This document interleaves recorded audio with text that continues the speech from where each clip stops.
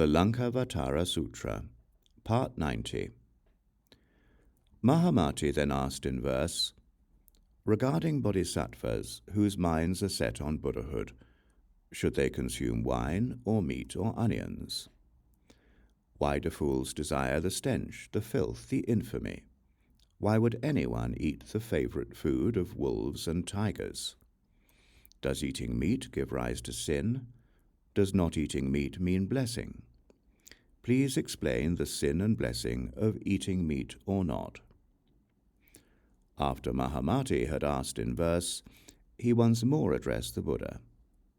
Bhagavan, please explain for us the vice and virtue of eating and not eating meat. For when I and other bodhisattvas, both now and in the future, explain the Dharma to beings who enjoy eating meat, we will be trying to arouse their compassion toward others. For once their compassion is aroused, whatever stage they are at will be purer and clearer, and they will attain supreme enlightenment sooner. Even those resting in the stages of Shravakas and Pratyeka Buddhas will quickly attain supreme enlightenment. Followers of other paths who maintain mistaken doctrines and who are attached to mistaken views of annihilation and eternity have commandments that prohibit eating meat. Can those who would protect the true teaching of the Tathagatas in the world do any better while eating meat? The Buddha told Mahāmati, "Excellent, most excellent. Listen and ponder it well, and I will tell you." Mahāmati said, "May we be so instructed." The Buddha told Mahāmati, "There are countless reasons why you should not eat meat, but I will summarize them for you. Because all beings have at some time been reborn as family members, out of your feelings for them, you shouldn't eat meat. Because butchers indiscriminately sell the flesh of donkeys and camels, foxes and dogs, cattle and horses and humans, along with that of other animals, you shouldn't eat meat. And you shouldn't eat meat because animals are raised on impurities. And you shouldn't eat meat because beings become afraid when they smell its odor, like when a dog snarls in anger and fear at the sight of a chandala or domba. Also, you shouldn't eat meat because it prevents practitioners from giving rise to compassionate thoughts. You shouldn't eat meat because those fools who are fond of its stench, its filth, and its impurity are maligned. You shouldn't eat meat because it makes spells and incantations ineffective.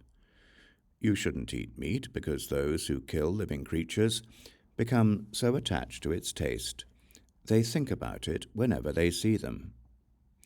You shouldn't eat meat because those who eat meat are abandoned by the gods. You shouldn't eat meat because it makes your breath stink. You shouldn't eat meat because it causes nightmares. You shouldn't eat meat because the tigers and wolves in the forest and the wilderness can smell it. You shouldn't eat meat because it results in a lack of restraint regarding food and drink. You shouldn't eat meat because it keeps practitioners from giving rise to aversion.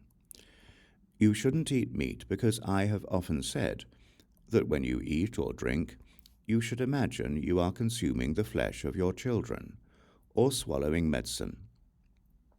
I would never approve the eating of meat." Further, Mahāmati, in the past there was a king named Simha Saudasa who ate all kinds of meat. But when he started eating human flesh, his ministers and subjects would not accept it. They conspired to overthrow him, and they put an end to his reign. Such are the ills of eating meat. Hence, you should not eat meat.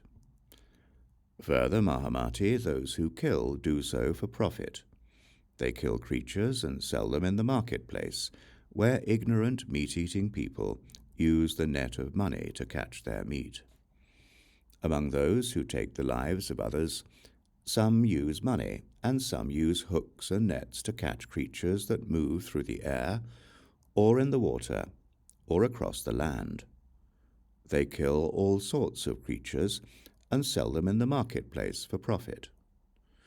Mahāmati, when it comes to fish or meat, there is no such thing as not requesting, seeking, or thinking about it. For this reason, you should not eat meat. Mahāmati, on some occasions I have prescribed eating 5 kinds of meat, and at other times 10 kinds.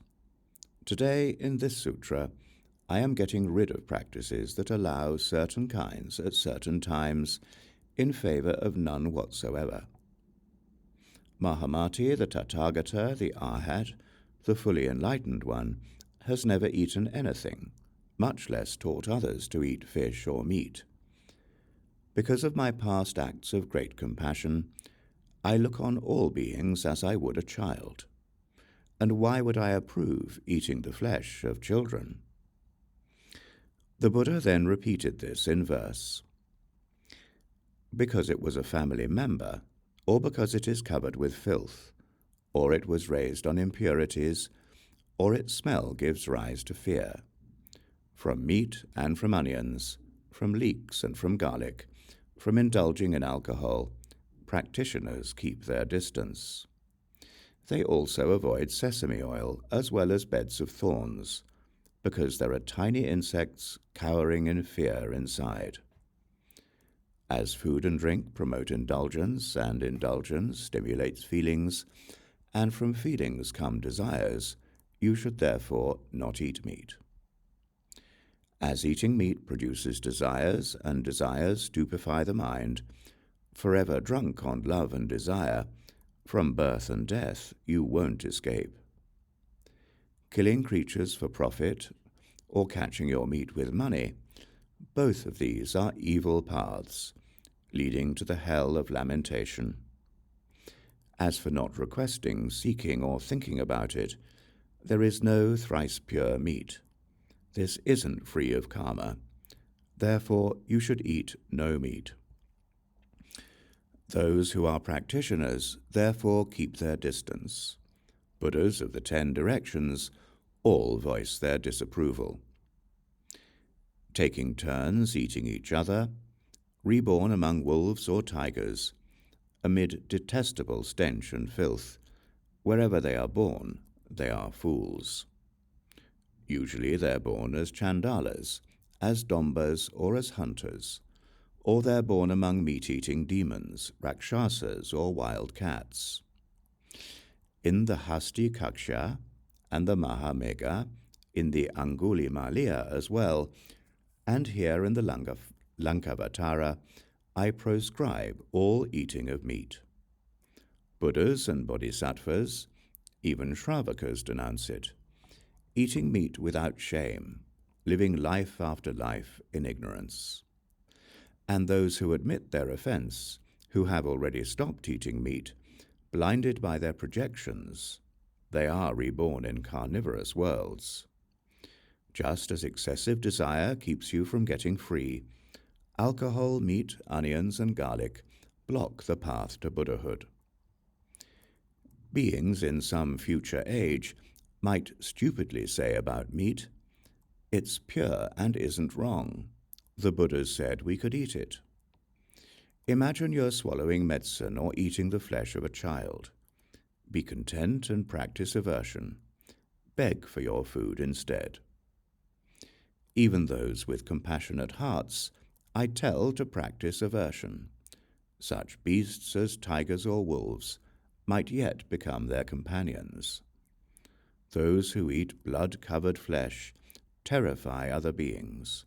Therefore, those who practice out of compassion should not eat meat.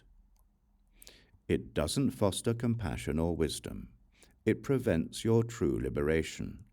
It conflicts with the ways of the wise. Therefore, you should not eat meat.